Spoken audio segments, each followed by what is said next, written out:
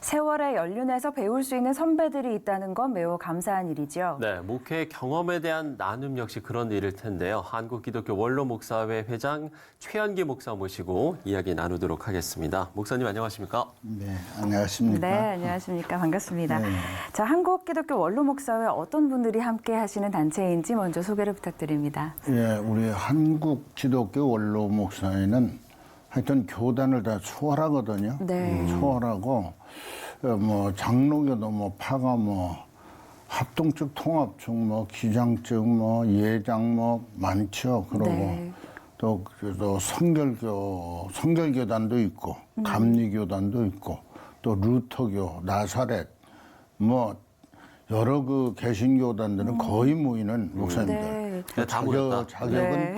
한 만 70세 이상이면 네. 전부 원로 목사님으로 모십니다. 아, 그렇군요. 예, 예. 그러면 몇 분 정도가 좀 함께 활동하고 계신가요? 그러면 전국적으로 한 12,000명으로 그렇게 추산이 되거든요. 네. 그리고 매주 수요일마다 우리가 예배를 드립니다. 네. 그래서 종로 5가에 있는 기독교 연합회관에서 예배를 쭉 드렸어요. 그래서 많이 올 때는 한 400명 이상까지 오셔서 수요일 날마다 예배를 드렸는데 네.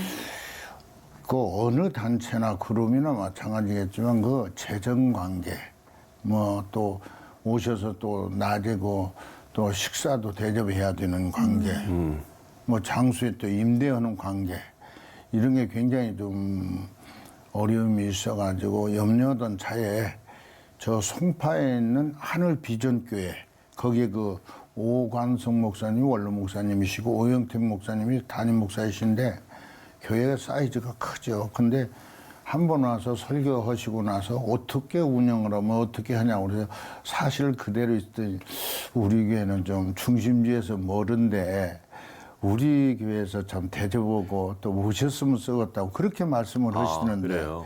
그래서 가서 그러면 좋겠다고 잘 타업을 해가고 현재는 거기서 지금 드리고 있어요. 그런데 참 권사님들 집사님들이 오셔서 뭐 차 대접, 커피 대접도 하고 또 뭐 휴게실도 한 3개쯤 있어서 막 마음대로 또 커피도 나누고 대화도 하고 네. 거기서 예배도 하고 그렇습니다. 그래서 아주 그냥 그 하늘비전교회 그 오관수 목사님과 모든 성도들에게 너무 감사하게 생각을 하고 있죠. 지금 네. 현재 그렇게 진행이 되고 있습니다. 네. 예, 이렇게 또 정기 모임 진행 부분까지 말씀을 해주셨습니다. 네. 12,000명이면 정말 예, 상당한 큰 조직이라고 할 수가 있겠네요. 예. 네. 네. 그러면 이 정기 모임에서 좀 어떤 내용으로 좀 어떤 이야기들을 좀 나누고 계신가요? 정기 모임이 되면 일단은 네. 뭐 예배가 중심인데요. 한 30분 동안 아주 찬양을 뭐 박수 치면서 아주 은혜롭게 찬양을 하죠. 그러고 난 다음에 바로 그냥 한국의 그 원로 목사님들, 뭐 각 대학교 총장님을 지내신 분들 또 큰 뭐라자면 그 교단의 총회장 지내신 분들 돌아가면서 이렇게 모시기도 하고 또 최복규 목사님이다, 오관성 목사님이다, 뭐 그런 분들 굉장히 그 뭐 관록만 있는 게 아니라 지금까지 그 영성을 유지하는 거 보면요, 참 우리에게 큰 행복함을 줍니다. 그래서 예배가 중심이죠 일단은. 예. 네.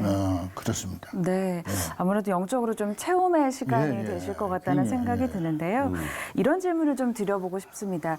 평생 이제 목회에 헌신을 하시다가 이제는 일선에서 좀 물러나셔서 이제 도움을 주고 계신데 원로 목회자들의 어려움이 있다면 어떤 것들이 좀 있을까요? 일단은 그 목회 일선에서 참 딱 뒤로 물러나고 나니까 목사님들이 대부분이요 참 그 어려움이 많은데 어디 쓸 자리도 어디 머물 자리도 없으시고 또 어디서 또 초청해주는 그런 데도 별로 없으시고 네, 이러니까 굉장히 좀 어려움이 있고 또 재정적으로 경제적으로도 어려워가지고 우리 목사님들 보면 참 눈물 날 그런 일들이 많이 있더라고요. 어느 분은 그저 주택 거처할 곳이 없어가지고 뭐 도봉산 밑에서 그냥 천막을 치고 사모님과 같이 생활하시는 그런 분도 계시고요. 그리고 또 폐지를 주어서 근근히 생활하시는 그런 분도 있고 그래서 지금 정부 정책으로 봐서는 1981년도에 노인복지 그런 대책이 세워져 가지고 각 마을마다 시마다 복지관이 세워지고 하자 상당히 그 도움이 있는데 우리 그 원로 목사님들 완전 사각지대에 몰려가지고 전혀 그게 전무합니다. 그래서 제가 이렇게 되고 보니까 우리 원로 목사님들이 좀 쉬시고 성경도 보고 또 상담도 하고 또 이런 그 공간을 하나 원로 목사 회관을 하나 꼭 하나 필요하다 이런 생각이 있어가지고 그 문제를 놓고 기도하고요. 네. 그렇습니다. 그래서 목사님들 오셔서 편히 쉬시고 또 어떤 때는 주무시기도 좀 공간이 크면은 해외 선교사님도 오셔서 게스트하우스에도 좀 머물기도 하시고 이런 거가 좀 됐으면 하고요. 참 그리고 또 좀 어느 분이 조금 분들이 좀 어느 단체에서 좀 지원 좀 해서 그 식사 문제 그 맞아 식량 문제까지라 굉장히 타격을 받는 분들이 많아요. 그래가지고 그런 점에 참 제가 보기에 너무 이 자리에 서 보니까 안타깝고 그러더라고요. 그렇군요. 그런 문제가 기도 제목이 되고 네. 우리가 모이게 되면 꼭 예배 끝나고 나서 국가와 민족을 위해서 또 한국 교계를 위해서 막 전체 통성으로 막 뜨겁게 기도하고 네. 그렇습니다 현재. 예. 네, 이 원로 목회자들의 좀 어려움에 대해서도 이야기를 나눠봤는데요. 요즘 후배 목회자들을 보시는 마음은 또 어떠신지 궁금합니다. 이 부분은 굉장히 칭찬하고 싶다 하는 부분도 있으실 것 같고요. 예. 반면에 이 부분은 좀 아쉽다 하는 부분도 있으실 것 같은데. 그런데 그 네. 후배 목사님들은 이게 자주 만나죠. 만나는데 제가 그 하는 일이 좀 있어요. 한국 그 경찰이 한 15만 5천, 해경만 해도 2만 5천 되는데 그게 보고마, 경찰을 보고마 시키는데 하여튼 대표회장으로 있다가 지금은 이제 총재로 지금 일을 보고 있고 네. 경찰신문사 그 이사장으로 지금 일을 보고 있어요. 그러니까 또 젊은 사람들도 많이 상당히 하게 되고 네. 그래서 보는데 그 후배 목사님들이 이렇게 그분은 다 그러진 않지만 야, 이거 목사나 한번 해볼까 해서 왔는지 분명히 이 길이라는 건 제가 볼 때는 하나님의 사명이 있다고 무조건 달라드는 게 아니라 네. 하나님의 부름이 있는 소명이 있는 분이 제발 좀 이 길을 걸었으면 쓰겠다 그런 생각이 들어요. 하나님 부른 분. 그래서 사명이라는 것은 내 모든 걸 포기할 수 있고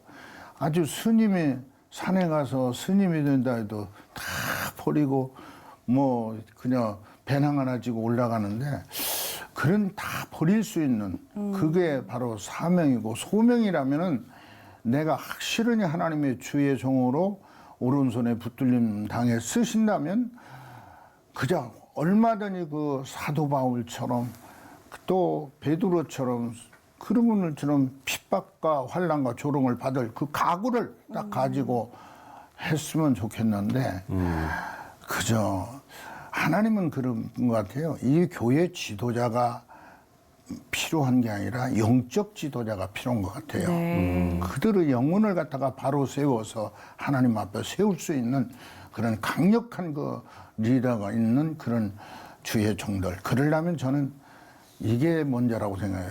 먼저 주의 종이 하나님을 만나야 된다고 생각해요. 어떤 교리적으로가 아니라 네. 실질적으로 하나님 앞에 철저한 그 회개가 있어야 된다고 생각해요. 그래서 하나님의 그 광은 비침을 받아서 완전 회개해서 회개해야 첫째는 심령이 변화되고 인격이 변화되고 생활이 변화되고 그래서 모든 성도들이 보면 알잖아요.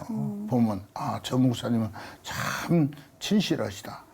혀 끝에 영권이 있다. 능력이 있다. 이걸 알거든요. 그러니까 우리 프로이드 그 학설에 보면은 우리가 말로 해서 다 되는 게 아니라 말로 해서 설교를 한다고 하지만은 사실은 7%밖에 안 맥힌다는 겁니다. 93%는 비언어, 눈 뜨는 것, 말하는 것, 행동하는 것, 그 제스처 여기에 그 목사님의 그 영권이 먹혀 들어간다는 거예요. 그런데 우리 목사님들은 그냥 말만 잘하고 달달달달 외우면 되는 건 줄 알고 이렇게 하시는 것 같아요. 어떤 분들 네. 보면. 예. 그런데 그건 아닌 것 같아요. 먼저 목사님이 깊이 하나님을 네. 체험을 했으면 절대 우리 기독교는 체험의 종교거든요. 네. 네. 예, 종교라고 하기도 나는 좀 부끄러운데 종교라는 건 교주가 있어가지고 교주가 그저 자기 체험을 갖다가 이 얘기하는데 그게 혼자 주장하면 신비주의고 그 강하게 또 그걸 갖다가 교리화해서 또 철학화해서 이렇게 한다면 등록이 돼서 제자가 똑똑한 사람이 생기고 많이 믿으면 그게 고등종교가 되었고 종교는 우리 기독교는 하나님의 계시가 있었고 미리 예언이 있었고 그 안에는 반드시 생명이 있고 영생이 있고 이런 건데 네. 좀 그게 구분이 좀 안 되는 것 같아요. 그래서 우리 목사님들은 먼저는 완전히 체험하고 그 회개라는 게 그 메타노이테 그러는데 방향을 전환하는 거. 그래서 과거의 모든 생활, 모든 인격 여기서 바꿔지는 모습을 성도들에게 보이고 그러면 좀 한국 교회가 좀 달라지지 않겠나 이렇게 생각이 듭니다. 저는. 네. 후배 목회자들에 대한 조언까지도 해주셨습니다. 사실 이 교계에도 그렇지만 우리 사회에 많은 원로 그룹들이 있습니다. 좀 저희가 예. 어려운 시대를 좀 지나고 있는데 우리 사회 원로들이 어떤 목소리를 좀 내야 한다고 보시는지요? 우리 원로들이 우리 목사님들도 원로지만 사회 원로분들이 정말 나라도 지금 현재 어렵지 않습니까? 예. 어려운데 자꾸 나라에 대해서 불평 불만을 이렇게 늘어놓고 같이 머리 맞대고 이런 게 아니라 그저 정말 서로 간의 이해와 양보와 용서 속에서 정말 그 후배들이 보고 말보다도 당신 먼저 행동하고 섬기는 자세 이러면서 모든 걸 좀 베풀고 저는 좀 제 개인적인 편집하세요. 제 개인적인 얘기인데 제 개인적인 저는 우리 교회 어려운 분들이 있고 장로들이랑 진짜 어려운 분들이 있어요. 그러면 제가 우리 집을 딱 그냥 재피고 어쩌고 해서 그냥 딱 뭐 4천 5천 이렇게 딱 주면서 하나님이나 알고 우리 사모도 몰라. 우리 하나님이나 알고 당신 부인한테도 얘기하지 마. 그러고 나서 갚을 생각하지 마. 그렇게 한번 하고 내가 나이 먹었는데 내가 2, 3년 있으면 말하고 80인데 나 아버지로 생각하고 용돈 좀 이렇게 주면 되지 않아. 나중에 절대 부담 갖지 마라. 그러고 그냥 딱 하고 그 자리를 끝내버리거든. 그런 일을 1년에도 몇 번씩 합니다. 그러니까 성도들이 뭐 말을 듣네 안 듣네 그러면 안 되겠더라고요. 목사님 먼저 보이고 정말 전 한 30년 동안 내가 머리를 10,000원짜리를 안 해봤어요. 예. 그러면서도 그 성도들을 아끼는 마음 말로가 아니라 행동으로. 네. 참 그러고 정말 우리 손양원 목사님 말한 그런 경험을 좀 해봤는데 그냥 성도들이 막 어렵고 막 병원 못 가고 하는 걸 붙들어 잡고 참 썩은 고름도 빨아보기도 해보고 참 하나님이 하니까 해지 제가 하진 않았죠. 하나님이 하라니까 그 감동해서 그렇지. 그러니까 성도들에게 우리 목사님들 더 진실하게 좀 대했으면 어떤 권위적인 것보다도 정말 그러고 우리나라의 그 원로분들이 본 것 들은 건 많은데 전 꼭 그렇게 얘기합니다. 말하지 마세요. 말을 단순하게 하시고 입는 것도 단순하시고 또 먹는 것도 단순하고 씻는 것도 단순하고 말도 좀 단순하게 하시면은 행동으로 보이면 10배 효과가 나타납니다. 저는 그런 얘기를 자주 해요. 네. 우리 원로 목사님들 앞에 설교할 때도 그러고 영성 유지하는데 말을 좀 간단하게 하고 얼굴을 좀 단순하게 좀 표현 좋은 거 복합적으로 저 속에 뭐가 들었나 이렇게 하지 말고 좀 단순하게 좀 이렇게 얼굴도 표현하고 있는 그대로 실수한 건 실수했다고 그러고 감사하다고 고맙다고 그러고 죄송하다고 이게 좀 입에 좀 이랬으면 원로분들이 그러면 좀 사회가 많이 좀 네. 부드러워지고 참 뭔가 좀 모든 분들이 젊은 분들이 좀 멘토로 참 머리 쓰고 배우기도 하고 좀 그럴 것 같아요. 네. 네. 자, 우리 사회를 위해서 또 우리 후배 목회자들을 위해서 여러 좀 좋은 말씀들을 많이 해주셨는데요. 네. 저희도 이 목사님의 말씀 좀 깊이 새겨 듣고 또 함께 기도하도록 하겠습니다. 네. 네, 한국 기독교 원로 목사회 회장 최현기 목사와 이야기 나눠봤습니다. 목사님 오늘 말씀 고맙습니다. 예, 감사합니다. 감사합니다. 예.